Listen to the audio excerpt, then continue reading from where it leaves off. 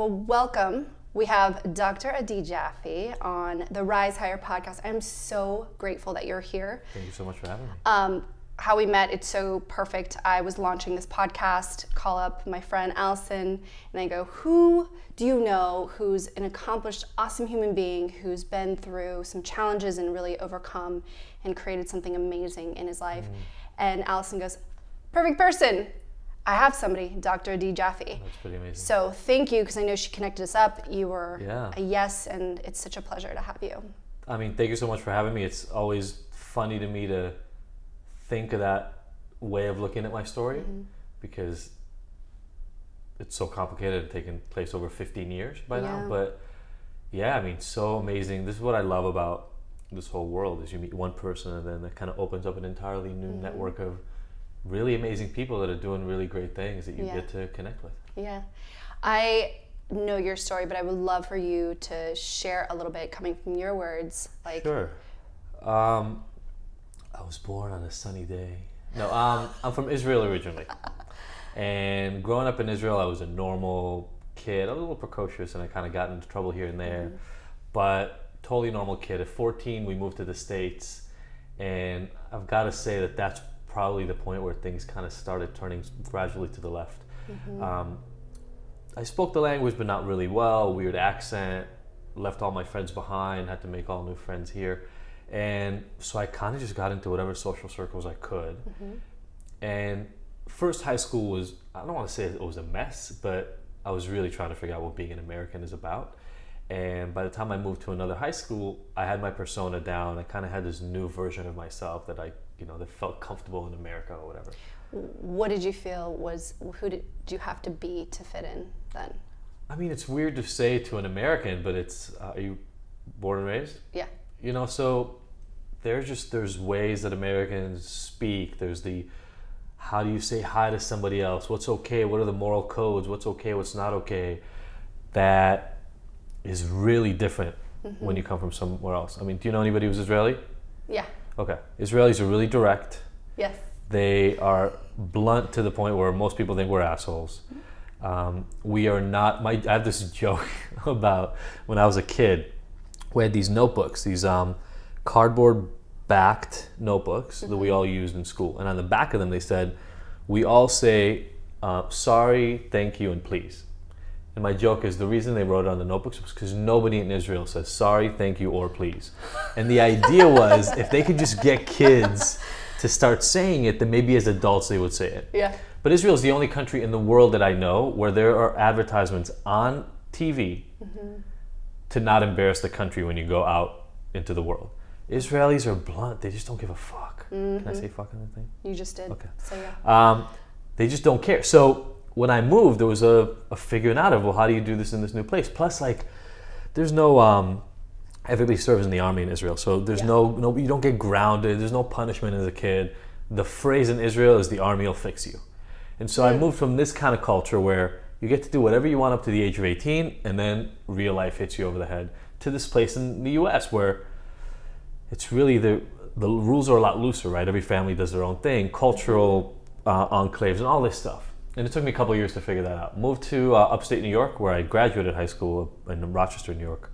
And one of the groups of kids that I got in with were the smart druggies. The kids were in AP classes, but also ditched school and smoked weed all during the class day.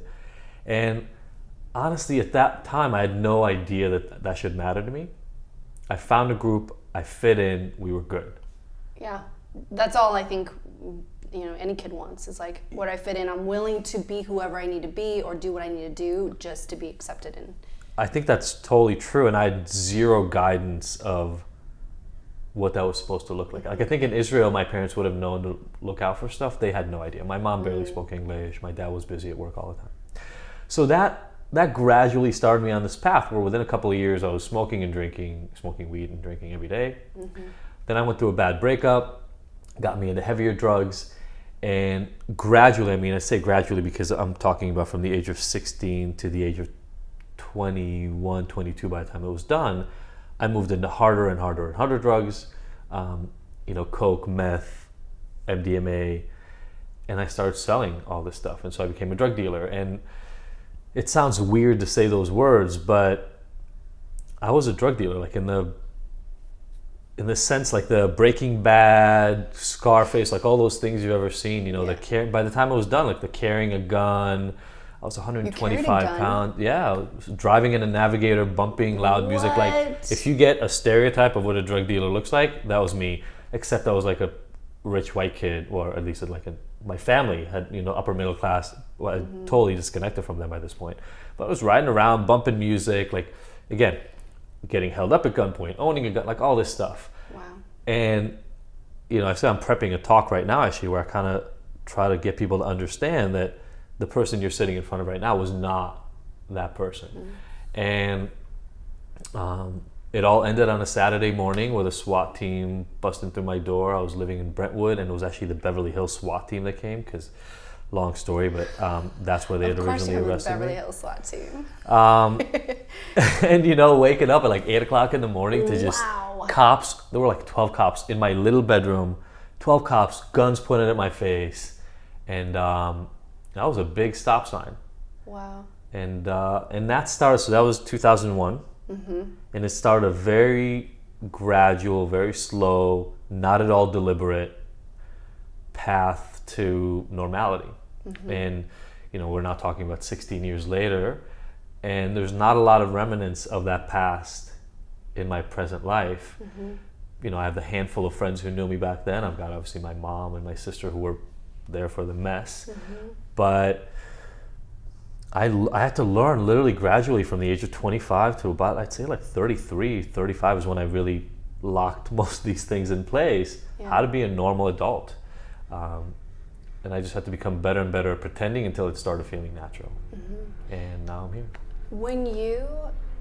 So I know that part of what you shared when I saw your TED Talk, the one that you currently have, and I watched another video that you kind of gave a similar talk with more details. But you also shared about the accident that you had, the motorcycle accident, and they found a pound of coke on you. Yeah, it was a quarter pound. Quarter pound. Yeah. Was that before or after the SWAT team? Before. So that's what actually started the whole craziness. Because when that happened, like, did like something flash before you when you, I mean, do you remember when that happened, that you're going, oh my gosh, I've got this, or what was going through your mind at that time? That's a great question, because I think answering this question will give you a glimpse into how committed I was to that role. So I tried to stop selling meth because meth was bringing all this craziness into my life. Like, you know, people looking for me at 4 o'clock in the morning to buy drugs, people willing to give me their necklaces and jewelry for drugs because they didn't have money. I mean, I graduated from UCLA. Like, I knew this was not a normal life to live. But I'd also lived this life for 5 years. So the motorcycle accident was the second time that I'd gotten into a bad accident because of my drug use. I'm on a motorcycle and I probably hadn't slept in 2 days. I get into this accident. It was a really bizarre accident. Somebody cut me off. My leg hit her car, just cracked on the spot. And I looked down, my shoe was gone, and I knew something was really bad, but I had no pain at the time. And so I didn't even fall off the bike yet. I stopped the bike. Traffic stops on both sides of, this is Beverly and Olympic, if you know that area, Beverly Hills. I totally know it. It's like a 3-4-way stop. It's weird. And so I pull over in the middle of the road. Cars are stopped all over the place now. I drop the thing, and I fall on the ground in like the worst pain I've ever felt in my life. But immediately the thought went, you've got like a quarter to a half a pound of coke in your jacket. You got to take care of this. Like, it doesn't matter how much pain you're in.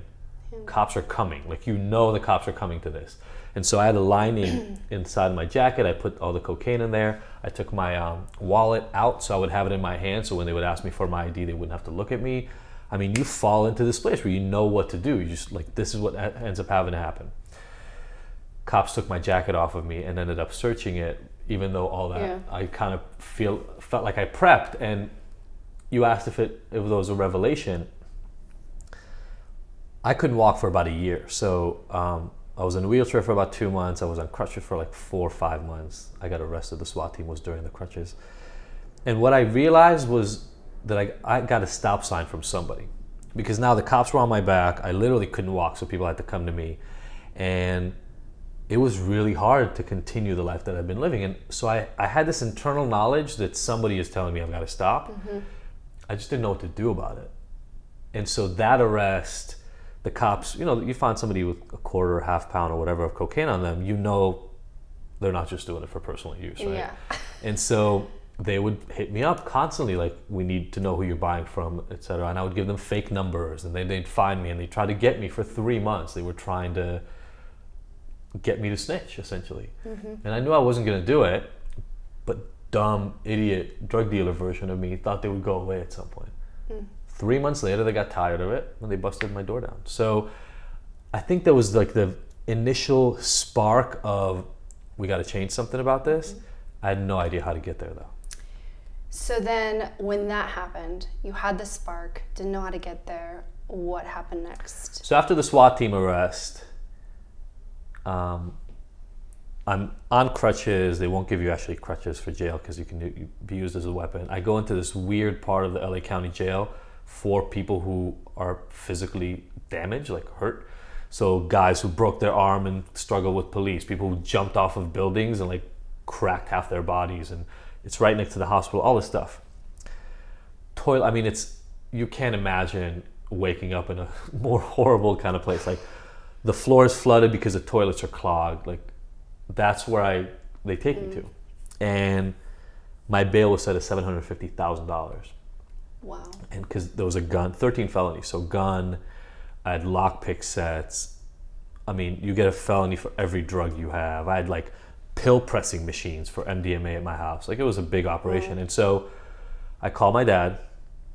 I get my call, right? So I call, and my dad says, we're trying to come up with the money for bail. And I said, don't.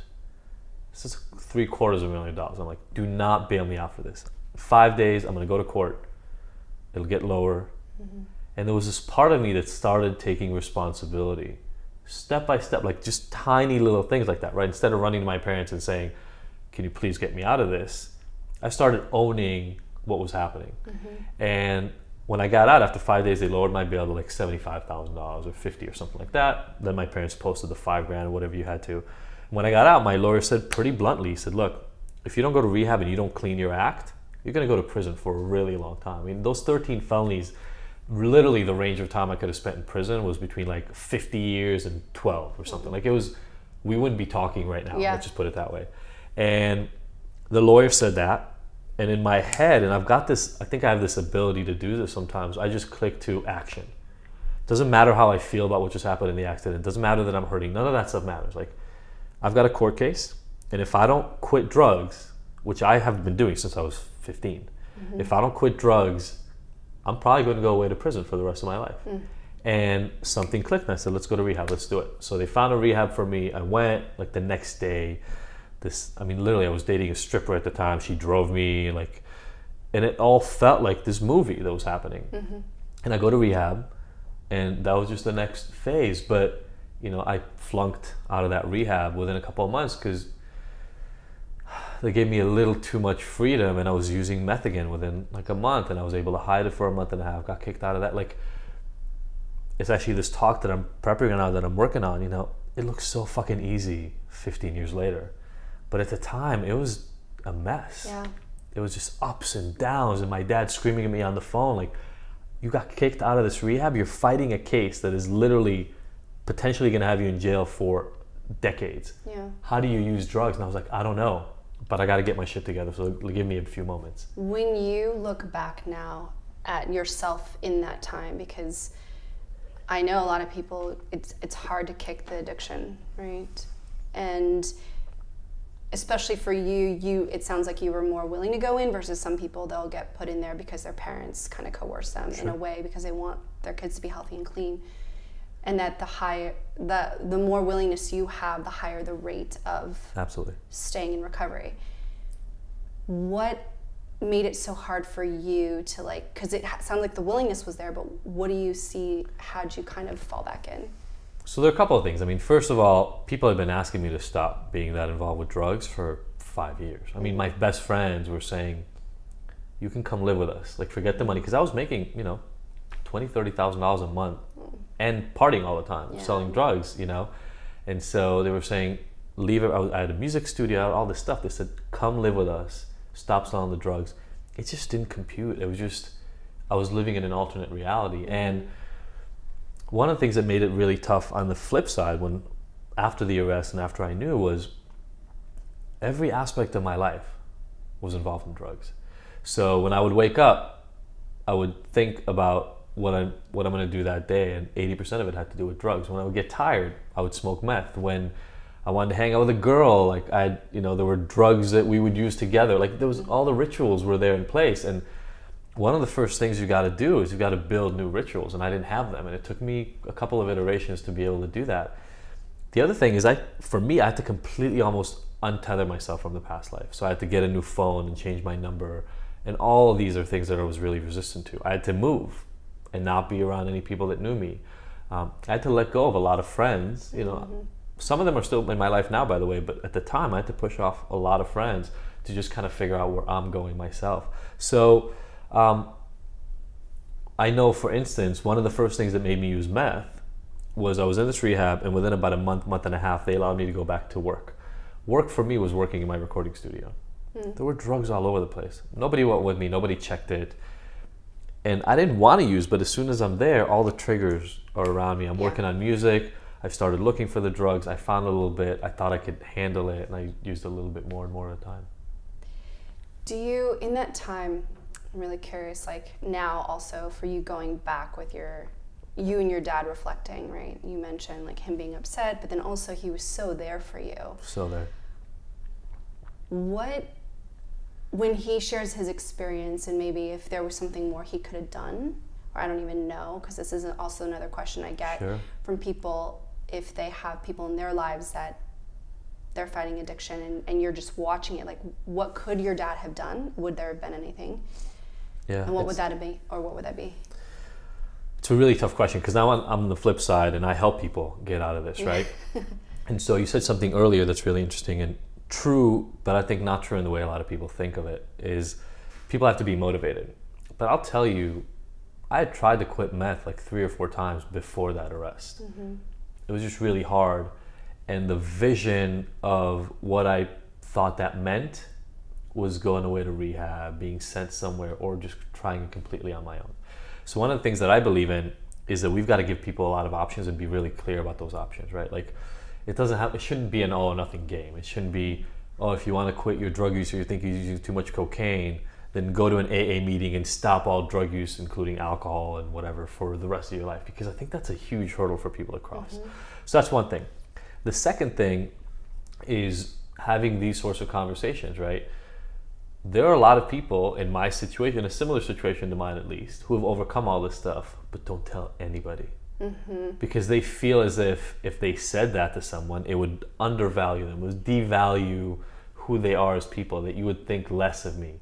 And I went through that, right? Like when I was in grad school, I had people telling me not to share my story, because if I shared my story, then it would taint my objectivity as an academic. People would look at me not as an objective researcher or professor, but rather somebody with a mission. And honestly, nowadays I'm like, fuck it. I mean, I have a mission. My mission is to make less people suffer from this sort of stuff. Yeah. And if that's a problem, that's fine. But I got it. Those people forewarned you. You said, fuck it. I'm just going to share it anyway. Yeah. What has been the response? I had to figure out my own voice for a while. And I think that also pertains back to that other thing that you were asking, which was, I kind of wish, look, my parents knew I was using drugs. My dad was a physician. I was 125 pounds. Black circles under my eye. Like it was clear I was not okay. They thought I was using heroin because I would never use meth around them, and so I would always be really tired, and they thought it was heroin. Nobody had a single conversation with me about it because everybody was really scared to approach it and do something. So one of the things we've got to do, and the things that I'm trying to get people to understand, is dump the shame part of this. They were probably ashamed that they, what made them as bad parents be the kind of parents that made their son into a drug addict, and they probably felt shame about that. Yep. I didn't know how to ask for help. I didn't even really necessarily know that I needed to ask for help, but that gap was never bridged. So I think the shame is a huge thing that we need to bring out and talk about, so that people can feel more secure in discussing the problems that they're having, hopefully earlier on in the process. And then another big part along with the shame is, I feel like, and that's why I like doing these more in-depth versions of what the story was, I feel like there's a cachet that gets put on a story like mine because everybody's seeing it now. But 12 years ago, 14 years ago, nobody was clamoring to come talk to me about like the fact that I was a ex-meth addict, 9-time convicted felon who couldn't get a job. Right. Nobody was wanting to talk to me about that. Nobody came up, and so for whatever reason, people talk about resiliency or whatever reason, I just put one foot in front of the other. I have this ability to focus on the next thing I've got to do. If I would have looked at the entire picture, like how do I get my life back, it probably would have been too much. But I had a court case, and I knew I was facing a lot of time. And people told me that if I do what I'm supposed to do and stay in rehab and do my best, I'll do less time in prison. So I said, let's do it. And I spent literally a year of my life trying to get my act together to the best of my ability. By the end of the year, it was pretty good. Was it perfect? No, but it was pretty good. So I got a year instead of 12, 15, 18 years or whatever. And I literally thanked the judge for giving me a year in jail, because that meant I could get my act together within a year. But then the next job was, how do you last a year in jail? Like, I wanted to ask you about that. Again, on this video, I saw you were joking about taking bowel movements and having all these people watch you. It's impossible to explain the jail experience. Like, it's ridiculous. But when you were in it, because you have a lot of time to think, right? I mean, I don't know how many activities, I've never been in jail. All you have time to do is think. What was going through your mind at that time? Maybe what are the things that you started to learn or reflect on? What did you see for yourself? Yeah, so again, this is, I think, where my wife Sophie might be driven crazy by this sometimes, but my brain sort of takes over a task and I just go, let's solve this task. So, again, upper middle class kid, but I had moved to this completely other world where having a shotgun under my bed and a gun and like a quick release holster that I created by my own bed just seemed normal. Now I spent a year trying to get my act together, and I was living a little bit more normally. I mean, again, with a bunch of people who were having their own issues around me. But then the day comes, I plead guilty to all this stuff, and 30 days later, I'm supposed to turn myself in. And so the next 30 days were like, okay, how do you prep for going away? I was told I couldn't do house arrest, so we knew I wouldn't be able to get away from that. We still had some other tricks up our sleeve that I knew 30 days after that, I'm going to court, and I'm being led away from court to jail. My family was there for every court date. They all came to watch me. It was a really emotional event.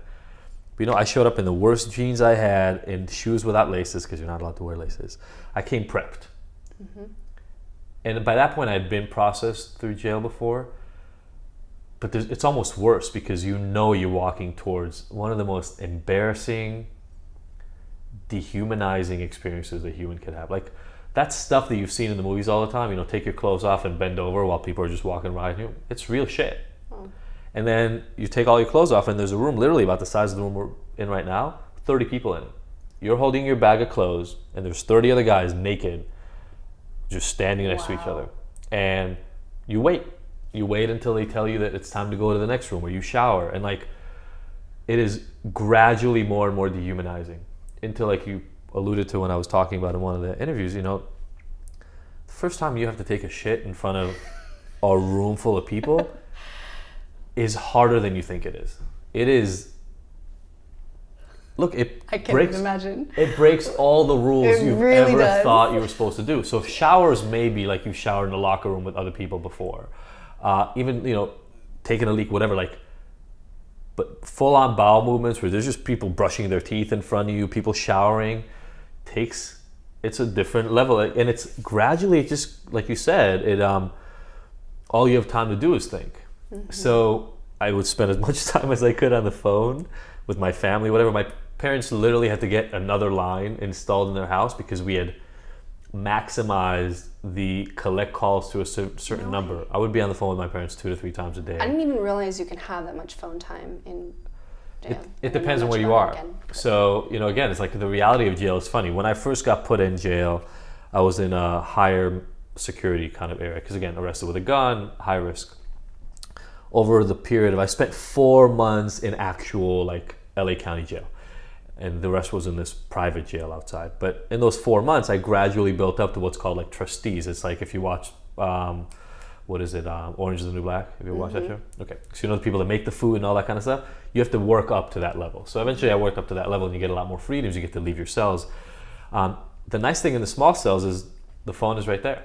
so you get to use it whenever you want. It's when you get to the bigger cells that all that other stuff happens with people in line. And this sounds, again, insane to say out loud, but like there's black phone hours and there's white phone hours, not from the prison. The jail is not but the inmates. Regulated by the inmates. I mean, there are corridors you can't walk down. There's like, that's the black area and that's the Mexican area. And even within the Mexican area, there's like the regular Mexican area and like the gang like, it's like a map of the world you have to navigate. And if you walk into the wrong place, they'll warn you once. And after that, you just get beat. And that becomes your reality. So you have to figure out how to navigate it. Yeah. What were the conversations? I mean, clearly you talked to your parents a lot on the phone. What were some of the conversations that you had with them, if you can recall? I mean, I think more than anything, it was like my connection to normality. I just wanted to talk. It really did not matter what about. You just needed to... You're literally living in a place where you barely want to talk to anybody. Mm-hmm. If you found 2 or 3 people that you can talk to. Every once in a while we get a book. Oh, that was like... I read more Tom Clancy and romance novels in jail than I will ever read in my life because you don't care. Yeah. Give me something to just put my mind to. So phone calls were just... They were like a respite from the insanity of what's happening around you all the time. Try to stay out of fights. I got in 2 fights in jail. You literally just try to survive. So whatever you've got that you can hold on to feel sane, you do. So in that time, was there something that you learned for yourself? Any lessons from jail that you see that maybe have impacted you? You know, I think the good thing that happened that I had the year before that jail to get to this place where I knew what I was going towards, what I was working towards. Jail was something I had to get through. Yeah. I wasn't looking to make friends. I wasn't looking to enrich myself from it. I wasn't looking to stay. I wasn't looking to figure out how to do it better. Because there's guys in there where that's their life. Mm-hmm. They're guys we talk to in jail and they have their in time and their out time. That's how they talk about it. So, oh man, this time I was out for 6 months. They just talk about their life as the time they do inside jail and the time they do outside jail. I was not going to live that fucking life. So I didn't want to absorb much from it. I just wanted to make it through. So you get a little pencil and you get a little piece of paper and you can... So I would write, I used to write songs and stuff like that. I would try to write and journal and things like that. I just tried to stay to myself and just make it. And that was... it was one of the hardest parts for me was I got released into this private jail, and then the private jail closed because of corruption. So they bussed all of us back to jail, and that was probably one of the most demoralizing parts in my story of jail was because I did my time and I got out, and then through no fault of my own, like I was just doing what I was supposed to do, got sent back to jail, and but again, like, what are you gonna? You just have to deal with it, right? People, I've learned by now, people live through extreme circumstances on a regular basis. I mean, again, here we're in Venice, we're a block away from Abercrombie. I love that you guys call it AK. You can go to a coffee shop, you can get a pizza, you can do whatever you want. That is a very privileged way of living. It's not the norm. And what I love about my experience, even the drug dealing, even all the craziness, even all the jail, is I don't think I'll ever take what I now call my normal life for granted, because I have a really good capacity, I believe, to not judge other people now for whatever they're going through, because I understand the power of gradual, incremental change to either put you in an amazing place like where I am now, or to just put you in hell. That false story we have where it's monumental big changes, that's not necessarily how it always works. Yeah. What do you see, because I totally hear you on that, right? That one person can be in a specific circumstance, but 2 different trajectories of where they can go. What do you see as the difference of either going down to that path of hell, like you mentioned, or being able to push forward in life? Look, I don't pretend to know what everybody's going through, but I can tell you what's worked for me, and I can tell you what I've seen in clients and people that I work with. You have to have the ability, first of all, to cultivate hope and belief. That can get beat out of you, right? You can have such extreme negative consequences, traumas, and experiences through life that's why, you mentioned my parents. My parents being there to support me was monumentally important. Huge. If they weren't there to pay, I couldn't get a job. If they weren't there to pay my rent for literally about 2 years after I got out of jail, I wouldn't be here right now. And so that's why when I tell the short version of the story, it seems too much like, oh my God, I made it to this amazing place. But it took, 6 years or so to get, 3 years to get to where it started feeling normal, and then like 6 to 8 years before it was normal. And so I think what we can do is we can start being actively aware of the fact that when we see somebody, we need to not overestimate what about them has put them in that situation, and get a really clear sense in our heads that circumstances are huge, and that with support, people can come out of things that you've never seen them come out of. And that's our job though, right? Like that's not their job. Mm-hmm. Their job is to figure out how to stick to hope and figure out how to put one foot in front of the other and try to get out of it. Our job is to know that that's there in them and believe in them. I have clients that look like they're homeless. I have clients who have been homeless. Wealthy families, right? Multi-billion families. My job is to not believe that because they look that way right now, they're going to look that way in a year or two. Mm-hmm. And then if I can do the right work, if I can really internalize that belief, I try to parlay some of that to them, because some of them are hopeless. They feel institutionalized. They feel like they've been stuck forever. Or people who are doing good to mediocre to good work, but they want to be excellent and they don't believe that they can get to excellent. Mm-hmm. It's always going to take work. It's always going to take effort. It's always going to take maybe more time than you wanted to, but definitely more concentrated willpower than sometimes we believe. Yep. But if you can have support, if you can have people along the way who will hold your hand through it, be there with you through the difficult parts, it makes the entire experience completely different. And I think we discount that a lot. We put so much of my success, let's say, on me. Mm-hmm. A lot of other things other than me had to work right for it to be here. You said, things can go this way. I can think of a dozen things that if they didn't work out the way they would, I don't know that I'd be here right now. And I think that's important to say. Yeah. I think that the first thing that comes to my mind as you were sharing that actually is an example. A friend of mine he had Hodgkin's. Yep. And he had surgery. Another guy, similar age, surgery, same time, same recovery room. Yeah. And my friend had people coming in all the time and laughing and bringing things and connecting, and the other guy didn't have anybody. And my friend checked out like way sooner, was discharged sooner. And no one knows what happened to the other guy, but I can only imagine, how much longer or more challenging or how much deeper he had to reach in for hope within himself because he didn't have that. So it is so huge. I saw it firsthand and really realized the value of it. But there are people that don't have that. Sure, and what's hard is the coming to them, the hope, the hand-holding doesn't promise any outcome. Absolutely. Because, look, I deal with families who've been holding their kid's hand for a decade and it hasn't gotten better. So it's this really weird place you find yourself in, right? If I believe you and believe in you and support you and am there for you, not breaking my own boundaries, not doing things I wouldn't do otherwise, but really supporting you, that's not a guarantee of success for you. Mm-hmm. But if I don't do that, there's a much better chance that you'll fail.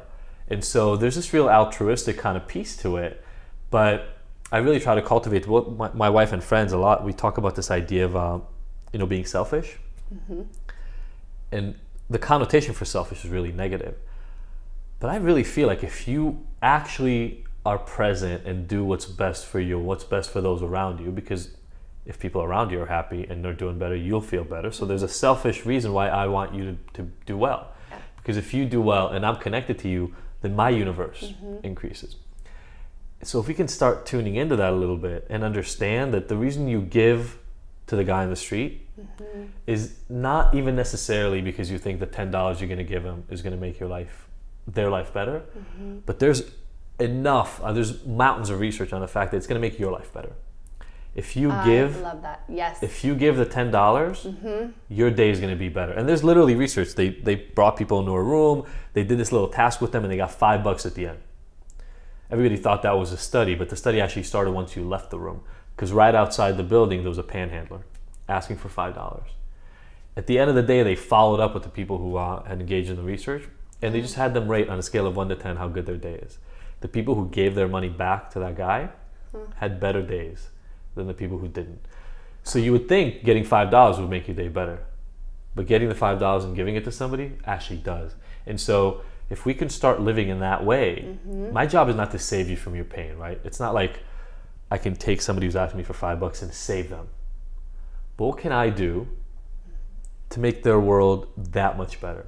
And just imagine if we all did that for everybody. Oh, ripples. And all through. Yeah, I think everything that we want to see really is that, like, that peace, community, collaboration, love, and compassion. Yeah, look at where we are. I mean, just look at where we are in the US right now, Yeah. right?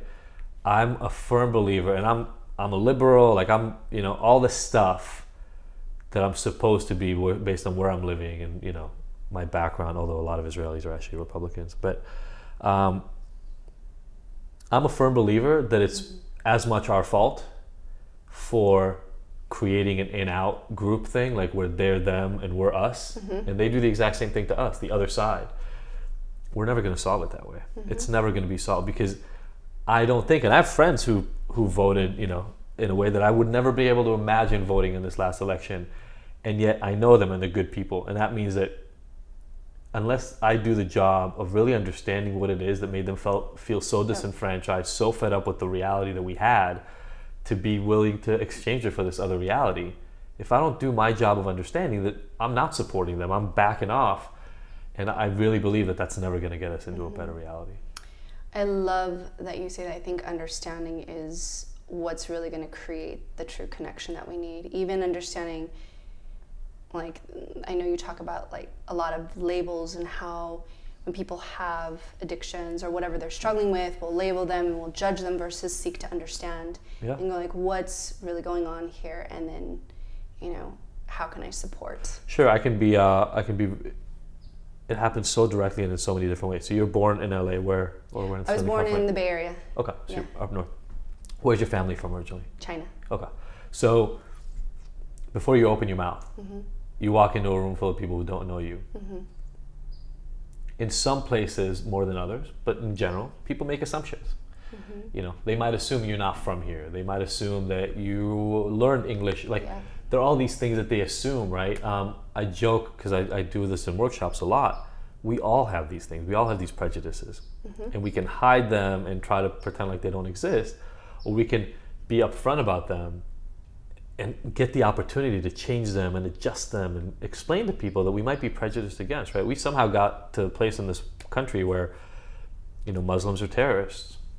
And the only thing that Muslims really are, they believe in Islam, right? Like that's the only thing that puts all of them together. The only thing that puts people from China together is the fact that they're from China. That's like the main. And then if you want to dig in deeper, you get the opportunity to have these sorts of conversations and dig in. But I think we've gotten so comfortable in social media and all that kind of stuff doesn't make it better. But we've gotten really dependent on that quick exchange. And it's part of the reason why I do these things and tell people that I'm an ex-con meth addict, because they don't expect that. They don't expect this to look like an ex-con meth addict. So something in their brain goes, oh, that's kind of weird. Okay, let me recompute what an ex-con might look like.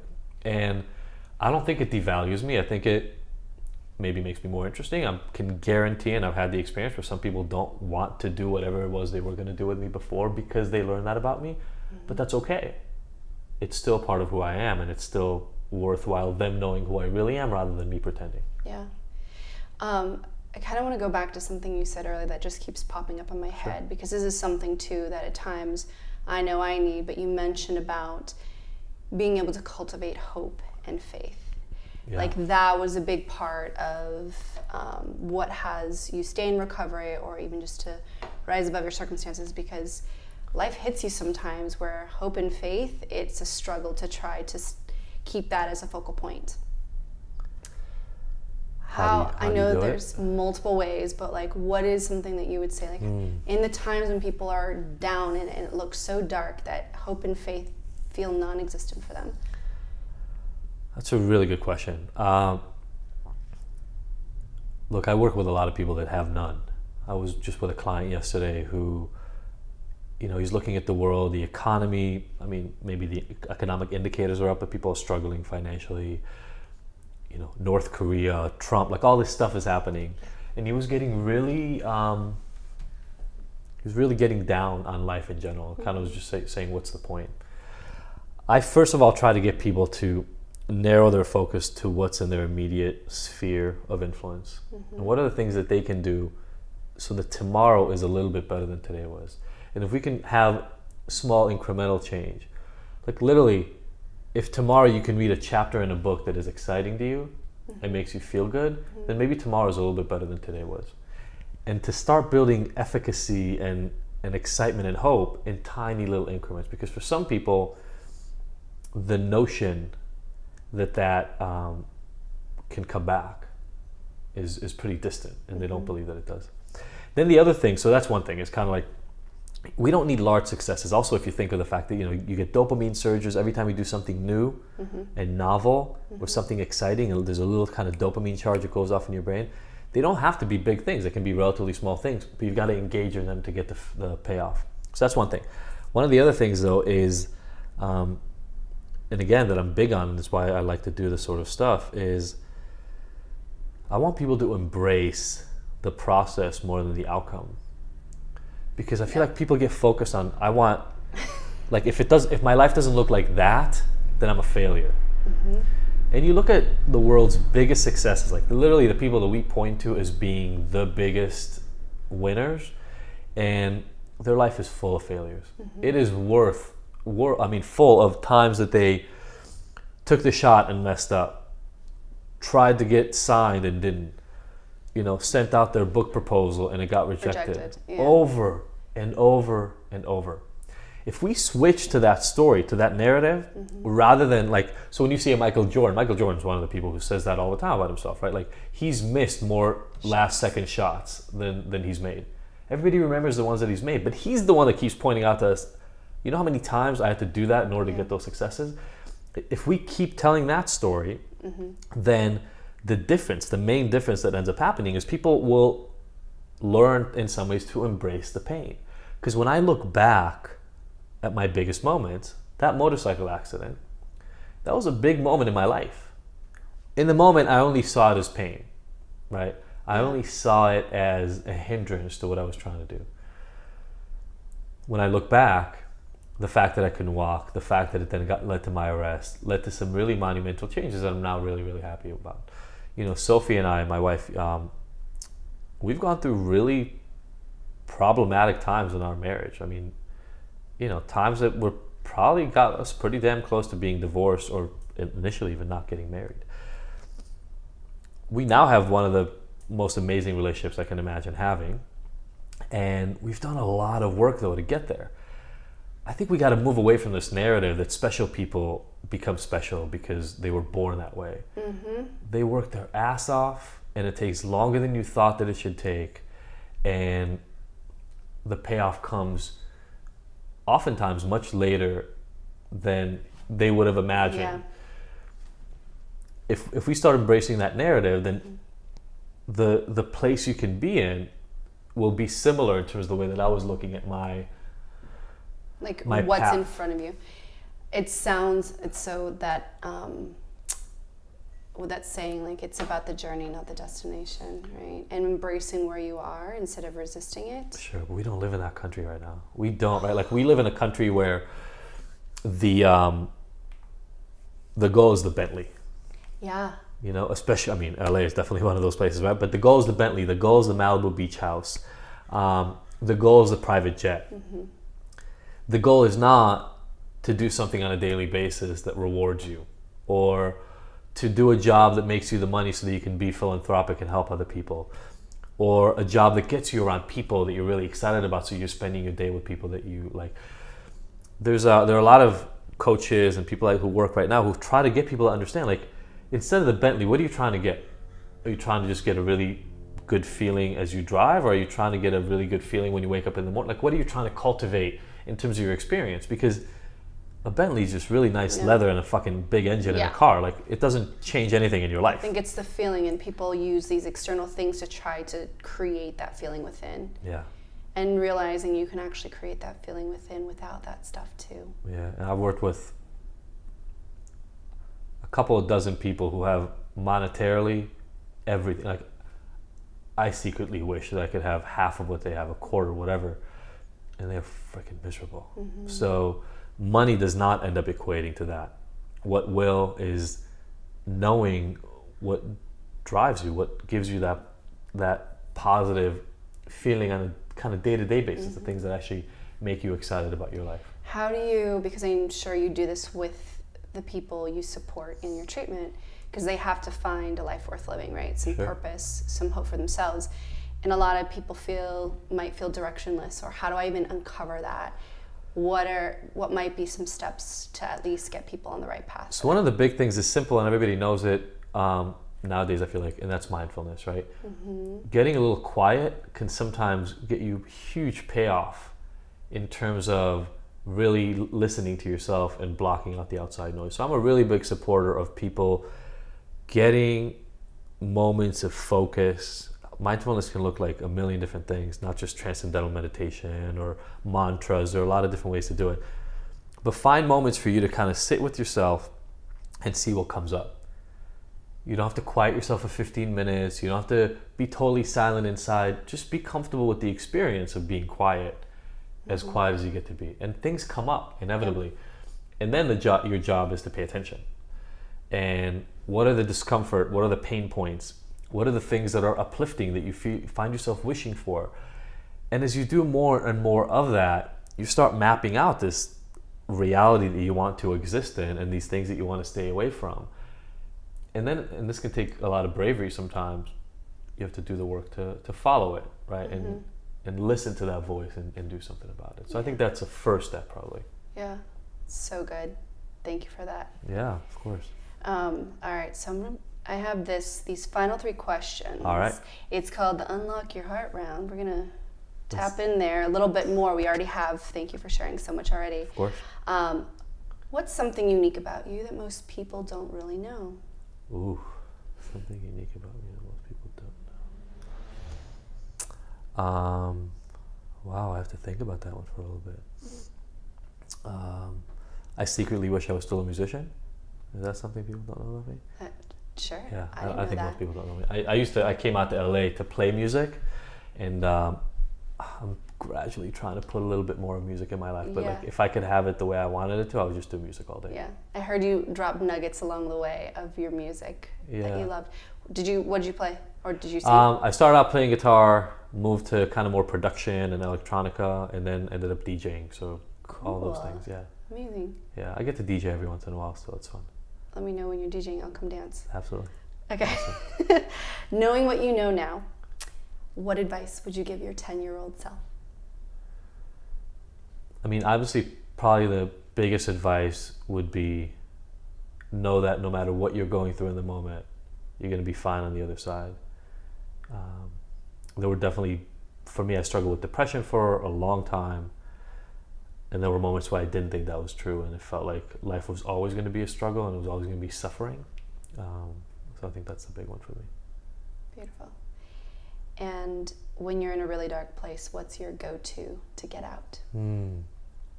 I have a few. So I'm, again, really big on music. So I've created playlists for myself where the music creates in me the emotion that I'm looking for. Amazing. So I have one literally called Hyped, and I would probably be a little bit embarrassed if I had to share the playlist itself, but it's everything. Is there Britney Spears on it? There's a Britney Spears song on it. There's a Katy Perry song on it. There's a lot of like dirty hip hop and rap, like a lot of full-on like, I'm gonna take over the world and kick you all and shoot you in the back of the head kind of stuff. But for me, it's not. I don't care about any of that kind of stuff. It's literally about just what feeling does it create in me. So if I'm going to a meeting and I know I need to create that, or if I'm just not, I don't want to work out or whatever it is, I have all these things that I do in life now to keep myself sane. And this is one of those things. I will put it up and I'll just blast it and just get myself into this place where I like want to jump up and down in my car and like shake people. So that's one of the things that I do. The other one, I mean, one of the big ones for me is exercise. I probably still want to, I'm a Virgo. We talked about people who believe in signs. I'm not a big believer in it before, but my wife is. So I get it drilled on a regular basis. Yeah. I need things to be pretty systemized for me, and exercise is a big one. If I don't get regular exercise, my whole body just kind of withers. And I feel it within 2-3 days of not working out. So that's a really, really big one for me, and one that's really hard for a lot of people to get started. Yeah. If you don't exercise, people feel like, whoa, I need to go to the gym 6 days a week and work for 2 hours, and it becomes an undertaking. Yeah. But it's a big one for me. Yeah, I feel like with that, I was taught this at one point because I used to resist working out too, and then this made a huge difference. Like, if you associate pain, I mean, obviously we move towards pleasure, we avoid pain. Sure. So many people associate pain to working out, that's like, I don't want to do it. Yeah. But then when you actually do it and you find the joy and how awesome it does. There's so many ways to work out now, it's ridiculous. Yeah. So I actually tell some people, like, go for a jog on the beach. Like, go for a walk on the beach. It's in the same way that like incremental mindfulness and all that kind of stuff can work. Same thing can work with exercise, right? If you just move for 15-20 minutes a day, don't worry about what it's supposed to look like and what like insanity or P90X looks like, you can do a much better job, and you slowly get used to that. Which you might be able to crush the P90X with your hype playlist. I get close. It's tough. Yeah. We went to Soul Cycle today. I was like, did you? Destroyed. Yeah. I love Soul Cycle. Yeah. I mean, but you know, we need that, right? Like, I need external motivation sometimes. That's okay. Yeah. Beautiful. Thank you so much. Absolutely. Thanks so much for having me. Really appreciate you so much. Yeah. Yay.